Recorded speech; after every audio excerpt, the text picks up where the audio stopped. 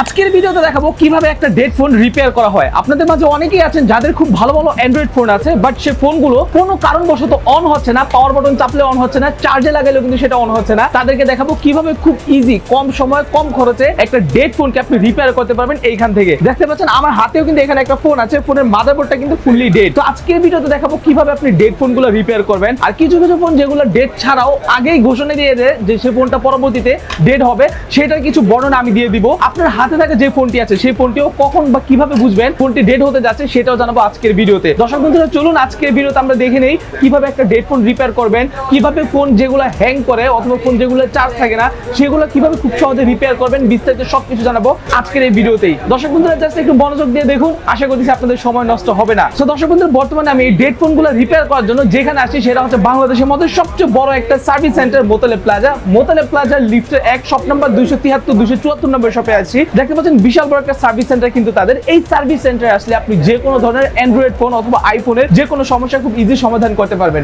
তো চলুন আজকের ভিডিওতে আমি দেখবো কিভাবে একটা ডেড ফোন রিপেয়ার করা হয় এবং কিভাবে বুঝবেন আপনার ফোনটাও ডেড হয়ে যাবে সেই সম্পর্কে বিস্তারিত জানবো আজকের ভিডিওতে। তো দেখতে পাচ্ছেন বিশাল বড় একটা শপ কিন্তু তাদের এটা, এবং এখানে কিন্তু প্রচুর কাস্টমার অল টাইম কিন্তু বিভিন্ন ফোনের প্রবলেম নিয়ে কিন্তু তারা এখানে এসে থাকে। তো যাই হোক, আমার পাশে দেখতে পাচ্ছেন এখানে ফেরদৌস ভাই আছে। ফেরদৌস ভাইয়ের সাথে আমরা একটু কথা বলে জেনে নিব এই ফোনগুলো আসলে কিভাবে রিপেয়ার করা হয়, কত টাকা খরচ পড়ে এবং কিভাবে বোঝা যাবে যে আমার ফোনটা আসলেই ডেড হতে যাচ্ছে অথবা ফোনের মাদারবোর্ডের প্রবলেম। তো একটু কথা বলবো এর সাথে। ভাই আসসালামু আলাইকুম। ওয়ালাইকুম আসসালাম। ওয়ালাইকুম আসসালাম, ভালো আছেন? জি ভাই। জি আচ্ছা, একটু জোরে কথা বলবেন আমাদের সাথে। তো ফেরদৌস ভাই, একটা ফোন যখন ডেড হয়, হ্যাঁ, তখন আমাদের আগে থেকে কিন্তু কিছু সিগন্যাল দিয়ে থাকে ফোন। কিভাবে বুঝবো আমরা যে ফোনটা আসলে ডেড হতে যাচ্ছে? আপনার মূলত এখন ম্যাক্সিমাম ফোনগুলো হচ্ছে আপডেট ইস্যু হয়। আপডেট দিলে আপনার হয়তো নেটওয়ার্ক কাজ আসে না, সিম আসে না, আর হচ্ছে সাউন্ড চলে যায়, ক্যামেরা আসে না, এই ধরনের বোঝা যায়। ধরেন আস্তে আস্তে প্রবলেম গুলো হবে। ধরেন আজকে আপনার সাউন্ড আসে না, অন্যদিন দেখুন ফোন ডেড হয়ে গেছে, টাচে কাজ করে না, এভাবে। মানে হচ্ছে এই সব ইঙ্গিত বা এই সব সিম্পটমস দেখলে আমরা বুঝতে পারবো যে আমাদের ফোনটা খুব অচিরেই ডেড হতে যাচ্ছে নাকি।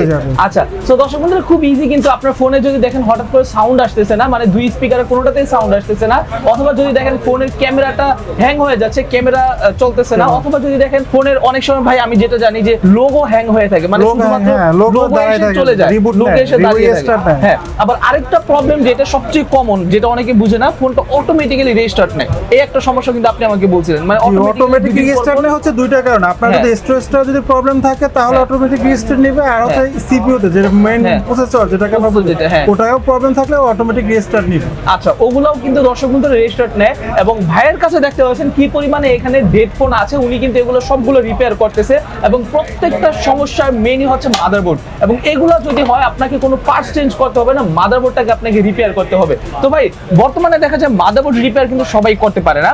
সো আপনার কাছে আমি শুনলাম আপনি বহু বছর যাবত মাদারবোর্ড রিপেয়ারের কাজ করেন। যদি আমার এখানে পাবেন আপনি স্টোরেজ আপনার 32 জিবি আছে, আমি 64 জিবি করে দিতে পারবো। 64 জিবি আছে, আমি 128 জিবি আপনাকে করে দিতে পারবো। বাহ, চমৎকার। র‍্যাম আছে আপনার 4 জিবি, র‍্যাম রোম আমি আপডেট করে দিতে পারবো। আপডেট করা যায় অবশ্যই, যে কোনো ফোনের এমএমসি ইউপিএসও পাওয়া যায়, একটু কস্ট বেশি হয়, ওগুলো একটু ভেজাল হয়। কিন্তু এমএমসি যে আপনার ওর যে 32 জিবি যে ফোনগুলো, 64 জিবি ফোনগুলো, ওগুলো ইজিলি করা যায়, সব ইজি করা যায়। যে আপনার রম আছে 3 জিবি, আমি ওটাকে আপনার 4 জিবি করে দিতে পারবো, 6 জিবি করে দিতে পারবো। বাহ, চমৎকার। ওগুলো খরচ কি অনেক বেশি হয় না কম হয়? খরচ আপনার 2000 থেকে 3000 টাকার ভিতরে থাকে। 2 থেকে 3000 টাকার মধ্যে মানে স্টোরেজে হোক বেদের দাম। আমার পছন্দের ফোনটাকে আমি চেঞ্জ করতে যাচ্ছি না, বাট সেটাকে আমি স্টোরেজ বা র‍্যাম বা রোম আপডেট করতে যাচ্ছেন, আপনি আপডেট করতে পারবেন, আপডেট করতে পারবেন। চমৎকার। সো দর্শক বন্ধুরা বুঝতেই পারতেছেন আপনি আপনার ফোনের স্টোরেজ কিন্তু যে কোনো সময় ওনার কাছ থেকে আপডেট করতে পারবেন। আচ্ছা ভাই, 3 জিবি আছে, আপনি চাইলে 6 জিবি করে দিতে পারবেন, 6 জিবি পর্যন্ত করা যাবে, 6 জিবি করতে পারবেন। আপনার 4 জিবি আছে, আপনি 6 জিবি করে নিতে পারবেন। আচ্ছা, আপনার রম 32 আছে, 64 করতে পারবেন, 128 জিবি করতে পারবেন। আচ্ছা, বুঝতে পারছি। আচ্ছা ভাই, সিপিইউ কাজ তো আছে।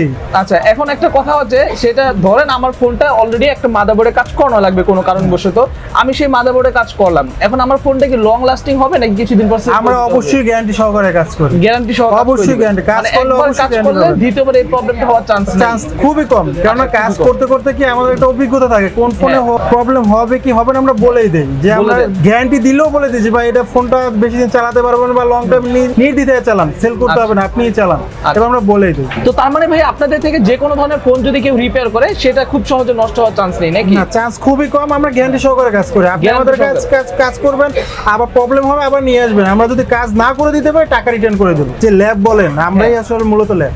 আচ্ছা, আপনার হচ্ছে মূলত lab আমি নাকি? এখানে সব দোকানদারের কাজগুলাই করে থাকি, হ্যাঁ, বিভিন্ন বুঝতে- টেকনিশিয়ান যারা আছে তাদের কাজই করি। আচ্ছা, বুঝতে পারছি। এটাই হচ্ছে ল্যাব। ওই যে বলে যে ল্যাবে নিয়ে যায়, ওই ল্যাব হ্যাঁ। মানে আমার মতো ল্যাবই নিয়ে আসে আমার এখানে, বুঝতে পারছেন? আচ্ছা, তো তার মানে হচ্ছে যাদের বাসায় দীর্ঘ বহু মাস অথবা বহু বছর যাবত কোনো একটা ফোন পড়ে আছে, সেই ফোনের মধ্যে আপনার জরুরি ডাটা, ডকুমেন্ট অথবা অনেক প্রয়োজনীয় অনেক কিছু আছে যেগুলোকে আপনি চাচ্ছেন আবার ফেরত পেতে, আবার সেই পুরাতন স্মৃতিগুলো আপনি চোখের সামনে দেখতে, তারাও কিন্তু আপনার ফোনটা নিয়ে ভাইয়ের কাছে আসতে পারবেন। ভাই, পুরাতন ডকুমেন্ট ডাটাগুলো তো থাকবে আমার, না? যদি আপনার স্টোরেজ ছাড়া অন্য আদার যদি কোনো প্রবলেম থাকে, অবশ্যই হ্যাঁ। 100% ডাটা পাবেন। 100% data থাকবে। যদি স্টোরেজ জনিত যদি প্রবলেম হয় তাহলে ডাটাটা পাওয়া যায়। তাহলে ডাটা পাওয়ার চান্স নেই নাকি? chance নেই। আচ্ছা, ওকে। সো ঠিক আছে দর্শক বন্ধুরা, খুব শর্টকাটের মধ্যে আমি ভিডিও শেষ করলাম। যারা আসলে চাচ্ছেন নিজে খুব ভালো একটা মোবাইল সার্ভিস করবেন, খুব ভালো একটা সার্ভিস সেন্টার খুঁজতেছেন, তাদেরকে বলবো আপনি একবার হলেও কিন্তু মোবাইল কেয়ারের এই শাখাটা ভিজিট করতে পারেন। ভাই হচ্ছে ঠিক এই কর্নারে বসে, ফেরদৌস ভাই। ভাইয়ের কাছে আসলে আপনার যে কোনো মৃত ফোন অথবা যে কোনো ডেড ফোন খুব ইজিলি এখান থেকে রিপেয়ার করে নিয়ে যেতে পারবে। সো ঠিক আছে দর্শক বন্ধুরা, সকলে ভালো থাকবেন, সুস্থ থাকবেন। দেখা হচ্ছে পরবর্তী ভিডিওতে। নতুন হলে আমাদের চ্যানেলে সাবস্ক্রাইব করে রাখবেন। আর যদি একটা ডেড অ্যান্ড্রয়েড ফোনকে আপনি সম্পূর্ণ রানিং অবস্থায় নিয়ে যেতে চান, তাহলে অবশ্যই আপনাকে আসতে হবে মোবাইল কেয়ারে। ভালো থাকবেন, সুস্থ থাকবেন। আসসালামু আলাইকুম, আল্লাহ হাফিজ।